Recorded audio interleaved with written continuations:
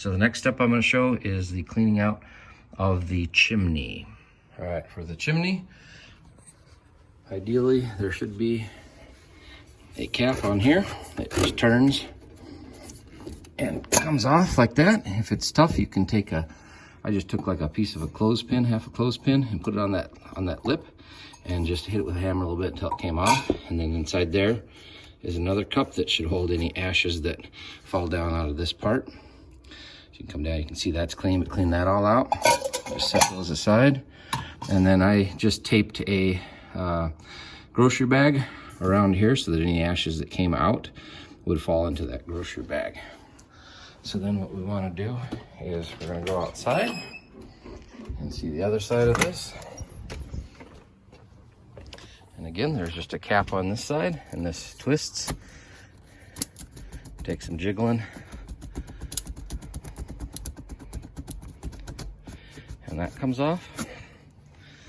And then you can see in there, you want to get all that cleaned out. And the way I did that was with a dryer lint brush that goes in a dryer tube. Obviously make sure that this is completely cooled off. We're in the middle of May right now, so it hasn't been used for a few months, so everything is nice and cool. There was some built up in there, so we got that all cleaned out and everything. And that brush worked pretty well to get in there. You can get a 4-inch chimney brush or 3-inch chimney brush and do it too, but I couldn't find one around here, so I just used that dryer brush kit that worked pretty well. So that part was pretty easy. This is something that if you do it periodically, it's a lot easier to do than if you let it build up. So you want to get that done. All right, we're just going to show how to put all this back together. This is kind of the easy part now. We still have those 2 fittings on the side. And then we're going to take this part and just rest it there. Lift that up. It's got to lift past those things there. And then, let's see if I can hold this. These are just going to flip up, press against there, and hold. Now, one thing you'll notice is there's virtually no gap on this side, and there's a pretty good gap on this side. If I try to put these up in there, it's going to go right into that gap. It's not going to hold anything. So when you do these, you want to make sure when you put this in that you move it over a little bit so that you've got a little bit of gap on that side, a little bit of gap on that side, so that when you put these pieces up, they each have a piece of metal to catch on. Okay? If they don't have the metal to catch on, they're just going to flap, and they're not going to hold anything. So that's an important thing to do, especially once that stove is clean. It's going to be a little bit more likely to do that. So then I would just vacuum this out one last time, get it nice and clean, and then put the door back on the hinges, and it just goes on. Yeah. Gotta move it toward myself here a little bit better, I guess. Hard to do with one hand. There we go. There we go. And then close and lock that. And then this closes. And then about the only other thing that you could do if you wanted to is you could clean out the pellet hopper. Really not a whole lot of use to do that. There's some dust built up that you could probably vacuum out if you wanted to. Just get those little dusts out and whatnot, but probably not something you really have to do. This whole lid does come off. If you ever need to get in there, this whole lid lifts up and it can be taken off, and you can access, different parts of it if you need to.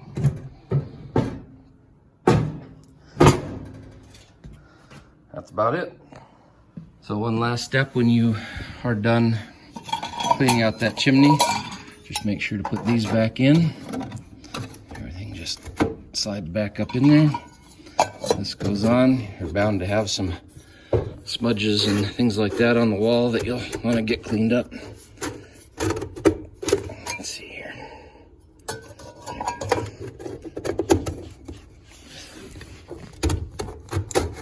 There we go. And then vacuum up any soot that's fallen or anything like that too.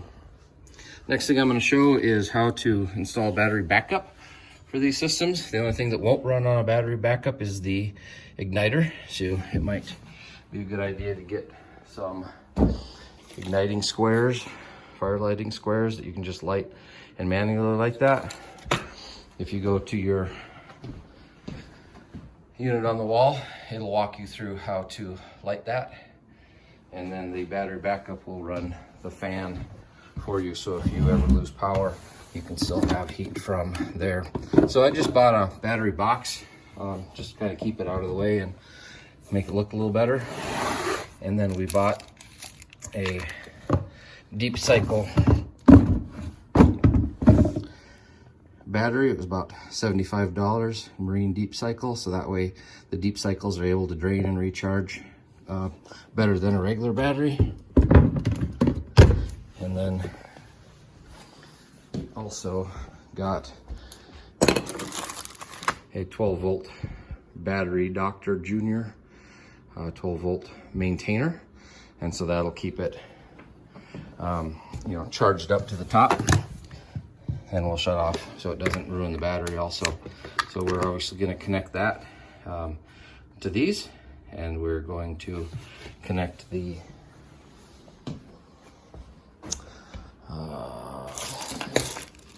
wires. Where is it? Where did I put those? Lost my parts. Over there. There we go. So we've got this, which goes on the unit, and then there's one more part. The 12-volt cord is a little expensive, but you can get it there. And then this is the part for the gasket, fire pot gasket. And then we also bought an extra one of these. It was about $9 just to have that extra ceramic thing. Those break pretty easily. And that's there, thermocouple cover. Nice to have an extra one of those on hand. This is the 12-volt power cord, and all that is just the alligator clips on one end, or not alligator, well, and then this on the other end. And in the back of the unit here, right next to where it plugs in for household voltage, you can plug in your 12-volt adapter right there, and then those can just stay plugged in all the time, so you don't have to worry about plugging and unplugging. And then you want to just run those back to a spot out of the way and away from most of the heat, so that you can hook that end up to the battery. So we're going to put ours over on that far side and hook up the battery over there. The rest of that is pretty much just attaching those two red and black clips to your red and black poles of your battery, and then we're also going to connect that battery tender. So I'm not going to show you that because that's pretty obvious how to do all that, but I'll show you what it looks like when it's all done. All right, so here's the battery back in the corner. So I wish that instead of these ends, it came with these ends that you could bolt on, or at least had the option of it, but the cable that comes from the factory doesn't have that option, so we're just going to connect it on here. Yeah, we're going to connect it on there on both sides. And then I do have the battery maintainer, did come with those both options, so we're going to do that and then tighten those down, and then that maintainer can just plug into the wall. When you get to that point, there's an outlet right here that's pretty handy. Plug that on, and then I put this out of the way a little bit better. Probably tuck it down in that box, but you can see the maintainer right now is charging, and it'll just keep a nice trickle on there and make sure that that doesn't die. And then we can just take that lid to the battery box and tuck those wires inside, and they have these cutouts on the sides that you can run your wires through. So we'll get that all buttoned up. It really doesn't get very warm back here. The wall doesn't ever get warm. That heat flow, doesn't put off a ton of heat. These don't. So the heat flow generally keeps the back cool. So I think it should be fine back here. So that's about it.